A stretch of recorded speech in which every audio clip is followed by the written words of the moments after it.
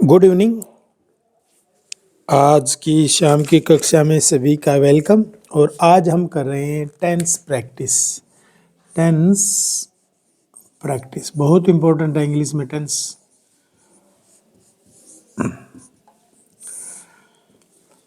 जब मैं कहता हूँ कि प्रेजेंट इंडेफिनिट टेंस है वो सबसे ज़्यादा है वो यूज होता है, और उसका जो स्ट्रक्चर है वो रहेगा।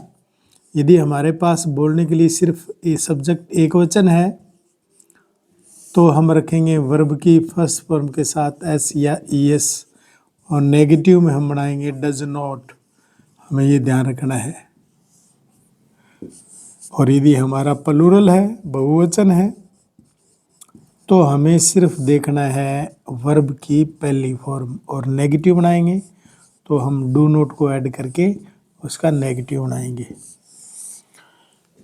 जैसे मैं कहता हूँ आई, इसमें प्लूरल होता है। मैं खेलता हूँ, मैं खेलता हूँ, मैं खेलता हूँ। आई प्रेजेंट इंडेफिनिट टेंस है तो इसका सीधा ही बनेगा आई प्ले। I play. मैं नहीं खेलता हूँ तो प्लूरल है तो क्या लगाएगा do not. I do not play. और इंटरोगेटिव है तो do play. Do I play, PLAY, do I play, ये बनेगा। वह पढ़ता है, वह, अब सिंगुलर ले लिया मैंने, वह पढ़ता है।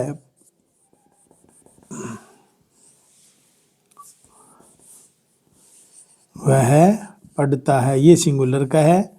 और ऊपर वाला जो ये है प्लूरल का। मैं है प्रेजेंट इंडेफिनिट में प्लूरल मानते हैं। तो जैसे वह पढ़ता है तो बनेगा ही रीड्स, ऐसे ही इसका प्रयोग करें जैसे मैंने यहाँ बताया। और नेगेटिव में क्या लगाएंगे डज नॉट, तो क्या बनेगा he does not read. He does not read, READ। और इंटरोगेटिव में डज पहले लगा देंगे। Does he read, READ। इस आधार पर आप अनेक वाक्य बना सकते हो और अपनी तैयारी कर सकते हो इंग्लिश में। बहुत आसान है ये। और प्रेजेंट इंडेफिनिट यदि समझ देते हैं पक्का तौर पर तो फिर हम मार नहीं खाएंगे। Thank you.